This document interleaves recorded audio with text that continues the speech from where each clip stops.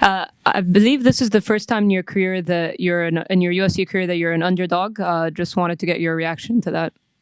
The Vegas odds, they don't matter because I've been, like you just said, this is the first time, but I'm not undefeated, so odds don't mean nothing. What are your thoughts on Tom Aspinall's rise? He's obviously climbed the ranks pretty fast. He's had a lot of finishes. What are your thoughts on him? Have you been impressed with Tom? Yeah, he's been very impressive. He's not your standard big, slow, plodding heavyweight. He throws combinations. He's athletic. He has a bounce.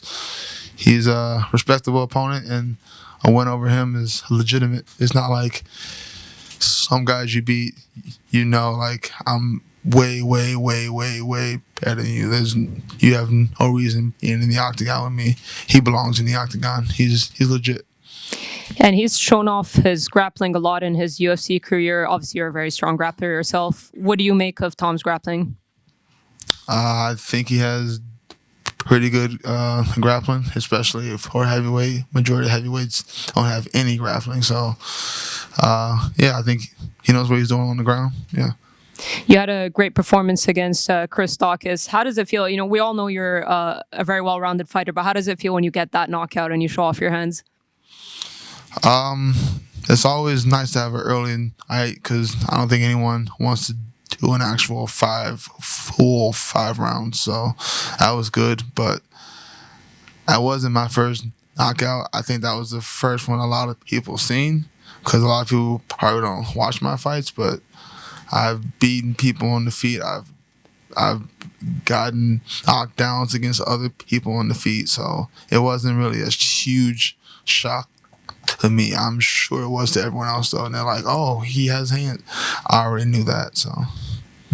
You've kind of been on the cusp of a title shot for a while. Just certain results haven't gone your way. Where do you feel like a win over Tom puts you? I'm gonna be honest. A win over Tom puts me waiting for the winner of Cyril Gane, and I think we all know that. Like, that's why the UFC set up these fights. Like, we knew this back in February when Tom fought, Tuivasa fought, I fought. They were setting this up 6 months in advance. So, yeah, I'll probably get the winner of that fight, and then the winner of that fight will get a title shot, most likely. How do you see the fight between Cyril Gane and Tai Tuivasa playing out? I have no idea. Based off of Tuivasa's performance against Derek Lewis, it takes a lot of punches to knock him out. He's got a great jaw or head or whatever.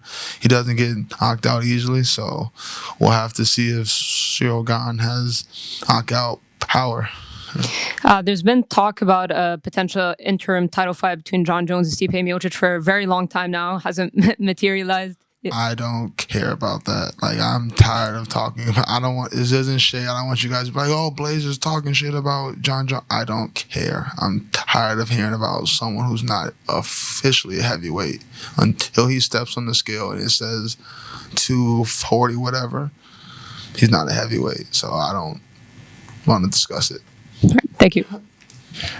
Because obviously you're over here in England, and I think a lot has been made of the crowd on Saturday night. Do you have any care in the world? I don't care. Do they know? You should put this in your articles. We can't hear them. I don't know what they can call me a wanker or what. I can't hear you, so I don't care at all. Okay. When you say, you've only really been finished by insanely heavy hitters. Do you think you can lose in other ways, or do you think, oh look, I just got hit by guys who can knock anyone out, and that's why I've lost? Or...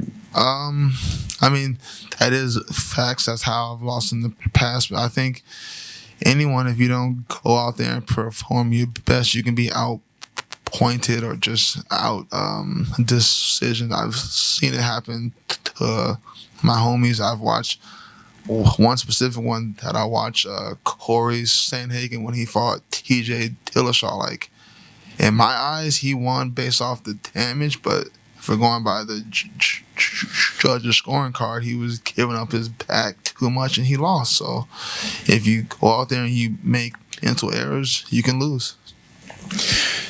Thank you. Curtis, Hi. Just looking back at the Chris Daukaus fight, I don't think you even attempted a takedown in that fight. You just went straight at him with the hands. Was that a conscious decision that you were going to go out and showcase your striking in that fight?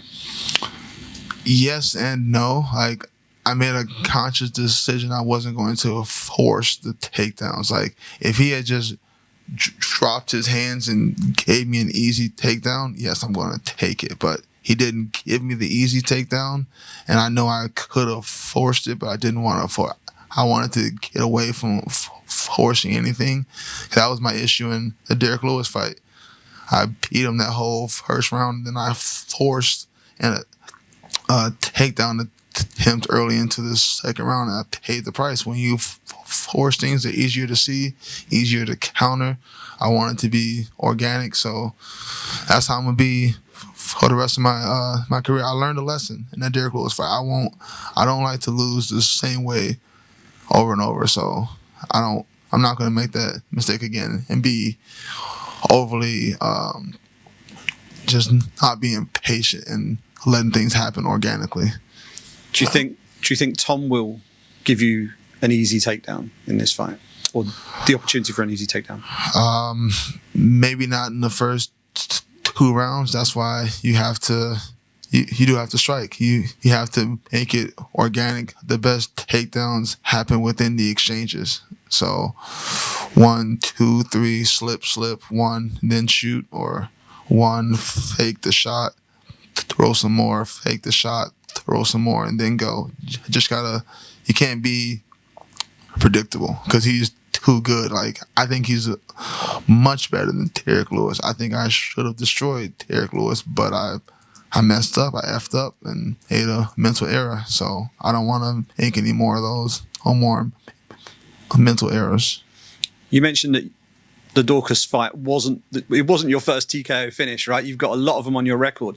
But do you think that fight has earned you a lot more respect among the fan base because of the way you approached it? Yeah, I can tell people, everyone looks at me like, oh, he's got hands.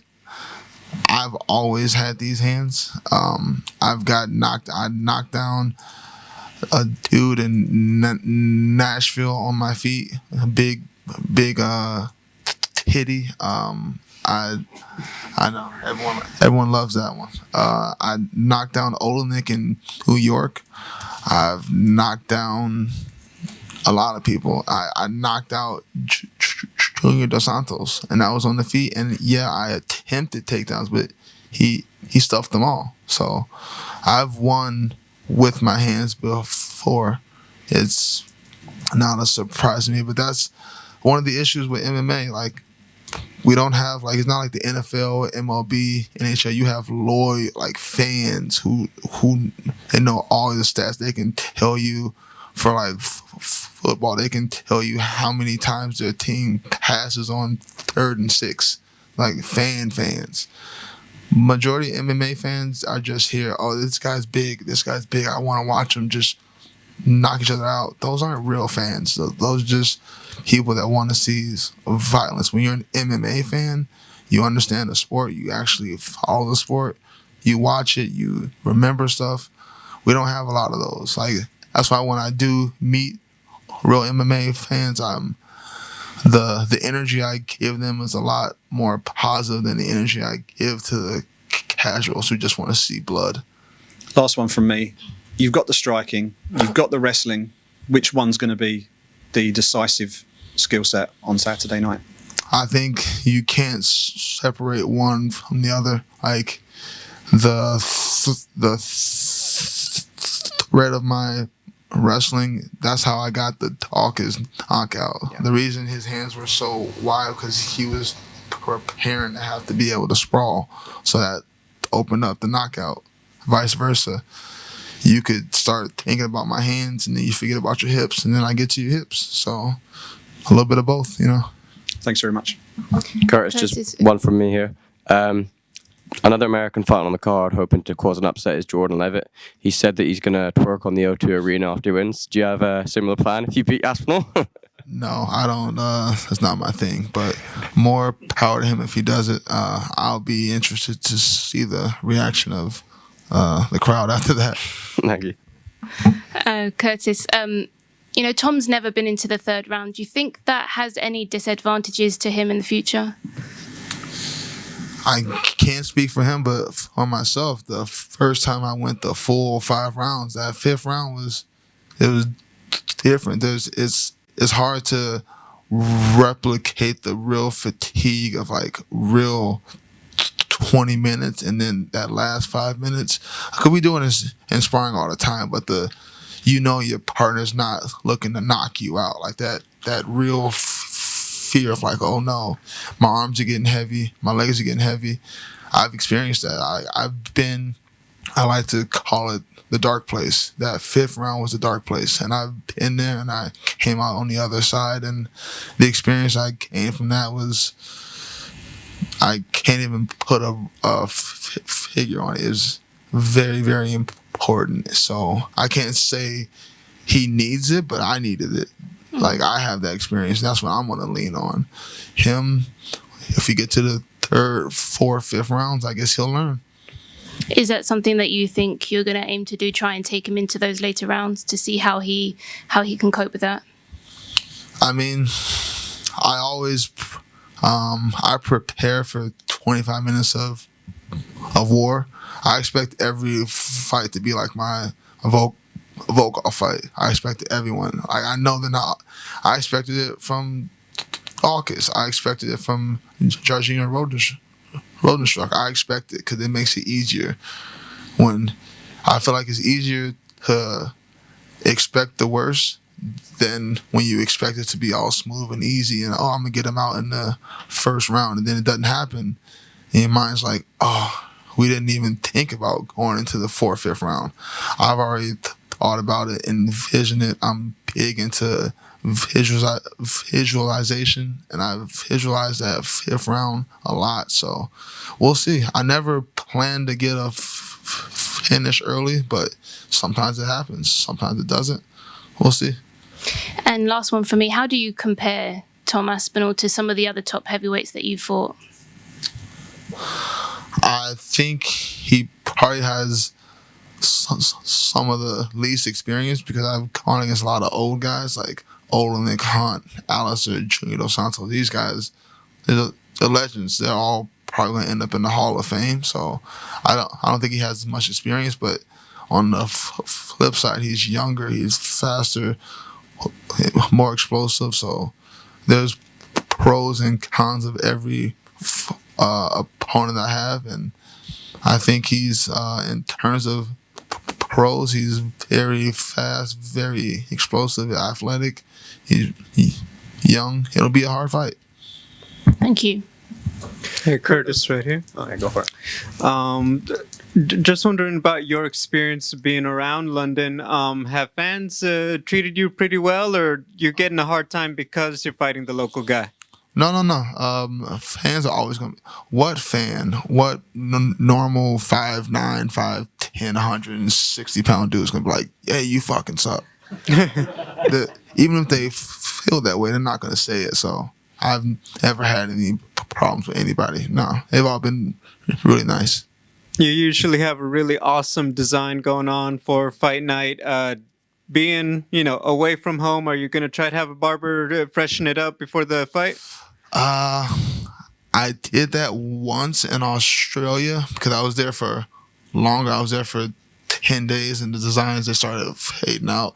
I don't think I'll have to do that. I just got this last Friday night, so I think I'll be good. Yeah. Thanks.